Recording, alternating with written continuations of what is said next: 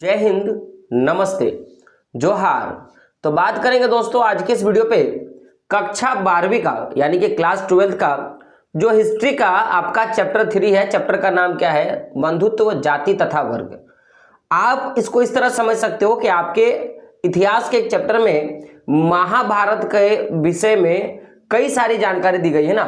जी हाँ, उसी चैप्टर के ऑब्जेक्टिव क्वेश्चनों पे आज के इस वीडियो पे हम लोग बात करेंगे। तो वीडियो को शुरू से लेकर लास्ट तक अवश्य देखिएगा ताकि जो भी इंपॉर्टेंट ऑब्जेक्टिव प्रश्न है ना वो आपके बोर्ड एग्जाम के लिए कारगर साबित होगा।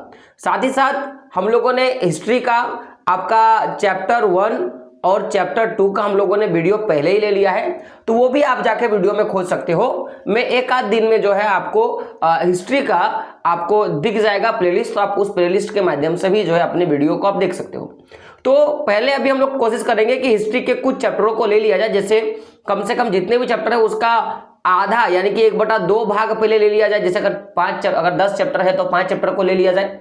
उसके बाद फिर पॉलिटिकल साइंस के आधे चैप्टर को लेंगे और फिर हम लोग ज्योग्राफी को करेंगे, यानी कि हिस्ट्री, ज्योग्राफी, पॉलिटिकल और इकोनॉमिक्स को हम लोग बारीकी से करेंगे ताकि आपके बोर्ड एग्जाम में यहां से प्रश्न आपको देखने के लिए मिलेगा। तो बात करते दोस्तों इस चैप्टर के इंपॉर्टेंट प्रश्न पे।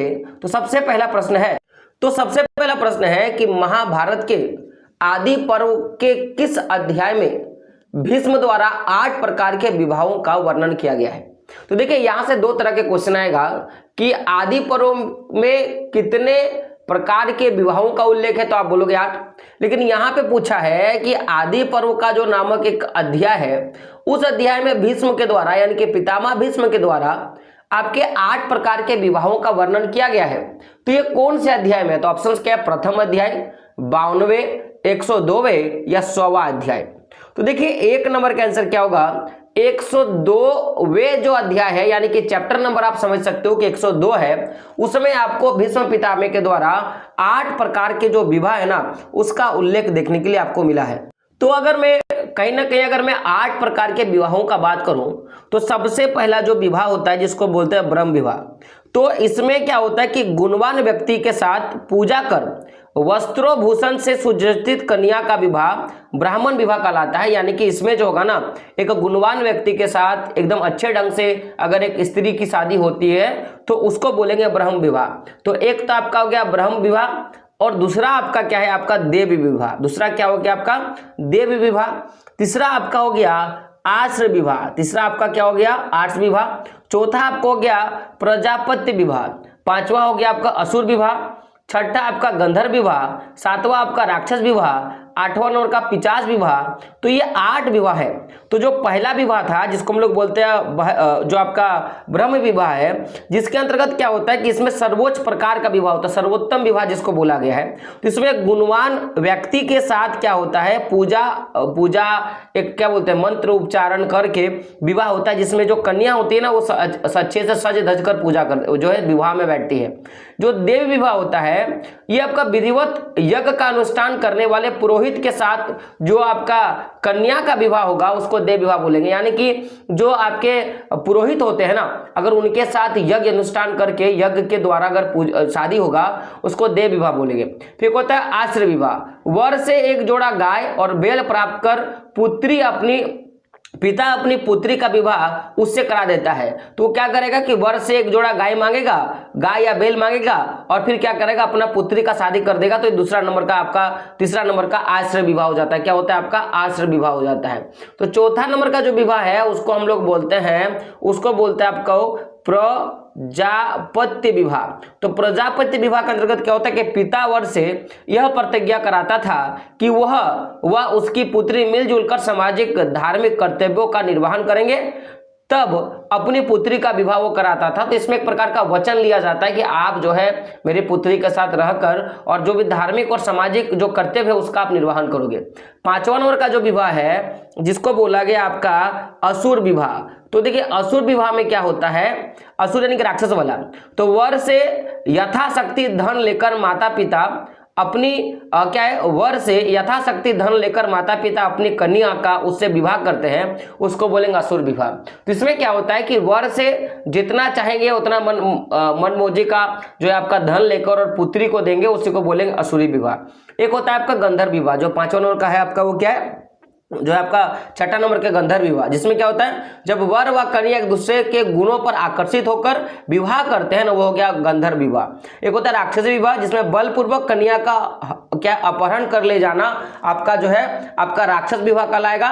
और एक होता है पिशाच विवाह, तो इसमें क्या होता है कि सोती हुई अचेत पागल या मदमस्त कन्या के साथ बलपूर्वक संभोग कर उसे विवाह हेतु मजबूर करना क्या कहलाता है आपका पिशाच विवाह। तो ये 8 तरह के विवाहों का जो है उल्लेख आपको देखने के लिए मिला है।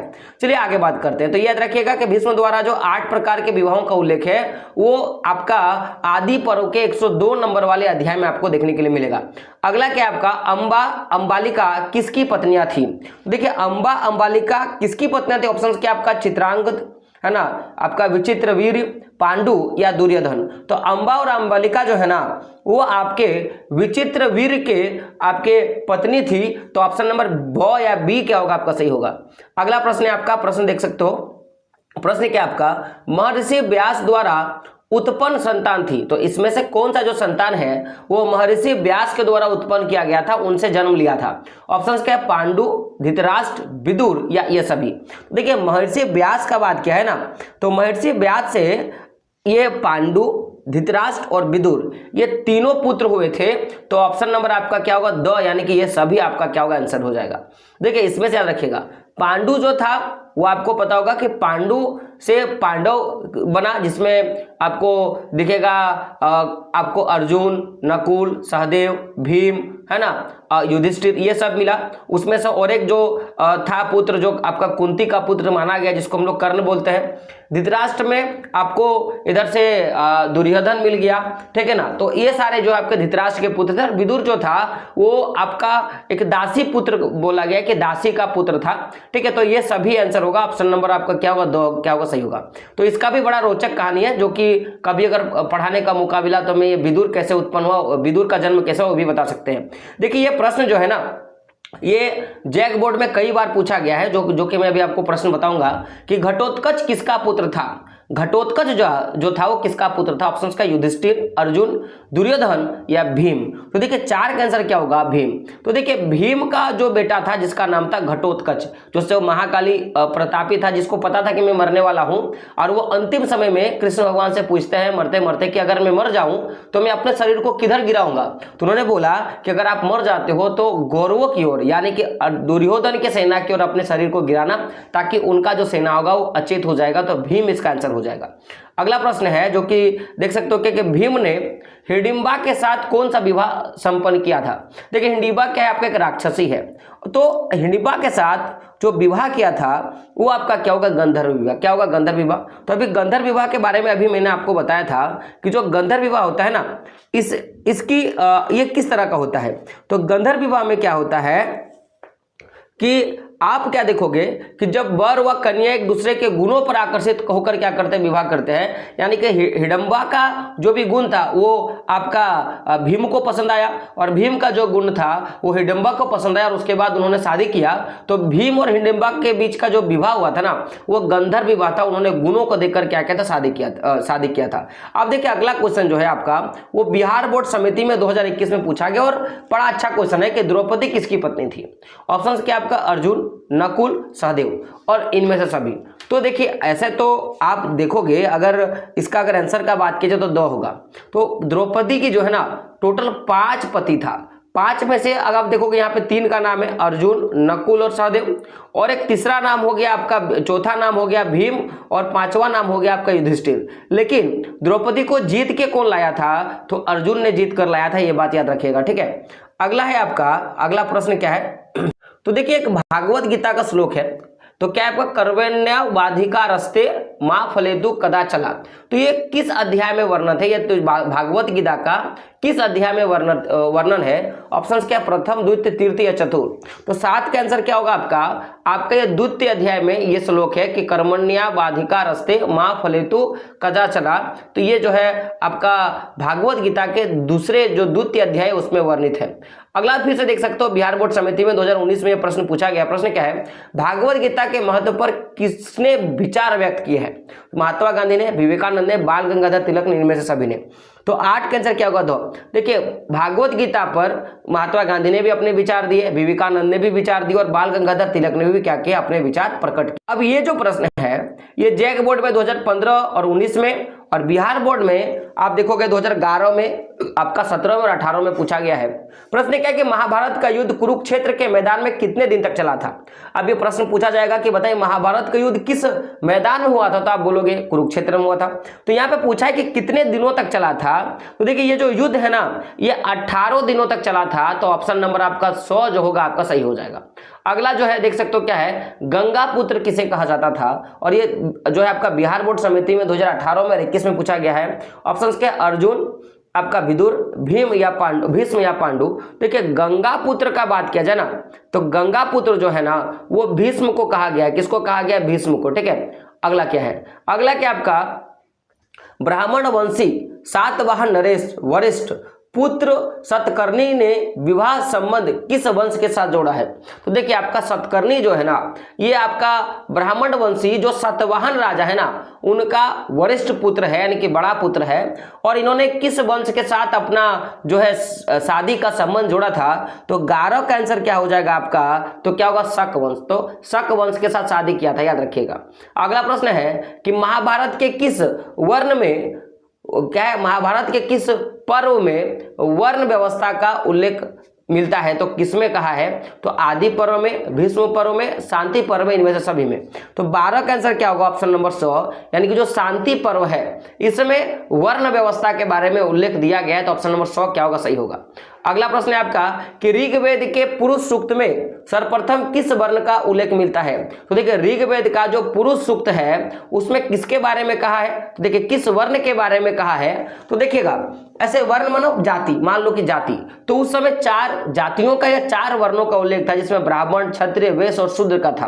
तो जो ऋग्वेद का जो पुरुष सूक्त जो आपका पर्व है या एक प्रकार का किताब है जिसमें वर्णों का उल्लेख है, तो इसमें सर्वप्रथम किस वर्ण का उल्लेख है? तो मैं आपको बता दूं तो सर्वप्रथम जो है इसमें शूद्र का, किसका? तो शूद्र जो है आपका वर्ण का उल्लेख है। तो ऐसा माना गया है कि जो चारों जाति है ब्राह्मण, क्षत्रिय, वैश्य और शूद्र, तो इनका जो प्रकट है वो ब्रह्मा जी से हुआ है। तो ऐसा माना गया कि जो ब्रह्मा जी के मुख से जिनका जन्म हुआ उनको ब्राह्मण कहा गया, छाती से जिनका जन्म हुआ उनको क्षत्रिय कहा गया, और जिनका जन्म आपका जांघ से हुआ उनको शूद्र कहा गया। तो ऐसे जो है आपके वर्णों को विभाजित करने का, और जो वैश्य जो होता है वो नाखूनों से जन्मा है, तो ऐसे माना गया है। ठीक है, अगला क्या है आपका 14 नंबर का कि आपका चंडाल अस्पृश्य माना जाता है, जिसको आज के समय में हम लोग ST बोलते हैं। तो क्या है कि चंडाल जो है आपके अस्पृश्य माना जाता है, इनको छुआ नहीं जाता। जब भी वो नगर में आते थे तो उन्हें लकड़ी की आवाज करके आना पड़ता था। वो एक लकड़ी लेते थे, उसको क्या करते थे? बजाते हुए आते थे ताकि लोग उन्हें देख के दोष से बच सके। यह कथन किसका है? ऑप्शन क्या है? फायान, मेगास्थनीज, कौटिल्य या हैंसांग। तो 14 का आंसर क्या होगा आपका? फायान। तो जो चीनी यात्री फायान था उसने कहा कि जो भी चंडाल होते थे, जो ST कास्ट के लोग होते थे, वो अस्पृश्य को छुआ नहीं जाता था, और अगर वो नगर में प्रवेश कर रहे तो उन्हें लकड़ी बजाकर आना पड़ता था ताकि लोग उन्हें देखकर दोषी ना हो या दूषित ना हो, उससे बचने के लिए उनको ऐसा करना होता था। ये कथन फायान ने कहा था। अगला प्रश्न है कि दुर्योधन की मां का क्या नाम था? ऑप्शन क्या है? गांधारी, कुंती, माद्री या सत्यवती। तो गांधारी, क्या नाम था? गांधारी। आपने देखा होगा ना कि जो आंख में पट्टी बांधकर पूरे महाभारत में दिखाया गया था। अगला प्रश्न है आपका कि निम्न में से किस प्रसिद्ध संत ने गीता की भक्ति टीका मराठी में लिखा है? तो देखिए किस संत ने क्या किया था कि गीता की भक्ति जो है टीका मराठी में लिखा था, यानी कि गीता को मराठी में लिखने का काम किया है। तो 16 का आंसर क्या हो जाएगा आपका? मानेश्वर। क्या हो जाएगा? मानेश्वर ने भक्ति टीका को जो है लिखने का काम किया था। अगला प्रश्न है, बड़ा इंपॉर्टेंट सा प्रश्न, देख सकते हो ये 2019 और 22 में बिहार बोर्ड में पूछा गया है कि महाभारत की रचना किस भाषा में हुई है? ऑप्शन का संस्कृत, पाली, प्राकृत या हिंदी। तो 17 नंबर का आंसर क्या हो जाएगा आपका? क्या होगा? संस्कृत। तो संस्कृत भाषा में महाभारत की रचना की गई है। अगला प्रश्न है आपका महाभारत की रचना किसने किया था? ऑप्शन क्या है? वाल्मीकि, मनु, आपका ज्ञान वाकिल्स और क्या? वेद व्यास। तो 18 का आंसर क्या होगा? Option number 2।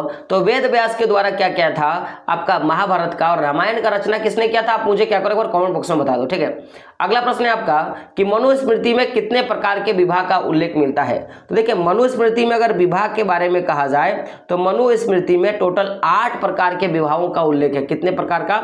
इसमें भी 8 प्रकार के विवाहों का उल्लेख है। अगला प्रश्न है आपका कि महाभारत में कितने प्रकार के विवाह का उल्लेख है। तो अगर कुल महाभारत में बात किया जाए तो हर आपको मिलेगा 8 प्रकार के विवाह का उल्लेख, और ये 2018 और 20 में झारखंड बोर्ड में पूछा गया प्रश्न है। महाभारत का युद्ध प्रश्न क्या है कि महाभारत का युद्ध कितने दिनों तक चला था। तो महाभारत का जो युद्ध है वो आपका 18 दिनों तक चला था, याद रखिएगा। और सबसे इंपॉर्टेंट सा प्रश्न कि कुरुक्षेत्र का युद्ध किसने जीता था। ऑप्शंस क्या है? पांडव, कौरव, संथाल या मंगोल। तो जो कुरुक्षेत्र का युद्ध है ना वो पांडवों ने जीता था, तो ऑप्शन नंबर अ आपका क्या होगा? सही होगा। तो कुल मिला के इस चैप्टर के 22 ऐसे प्रश्न जो इंपॉर्टेंट प्रश्न जो कि मैंने आपको करवा दिया। इसके आगे अगर कोई इंपॉर्टेंट प्रश्न मिलेगा तो मैं वो भी आपको करवा दूंगा, सब्जेक्टिव और ऑब्जेक्टिव दोनों में कराऊंगा, आपको टेंशन नहीं लेना है। तब तक के लिए चैनल पे बने रहे। मिलते हैं दोस्तों अगले वीडियो में, तब तक के लिए जय हिंद, जय भारत और आपका दिन शुभ हो।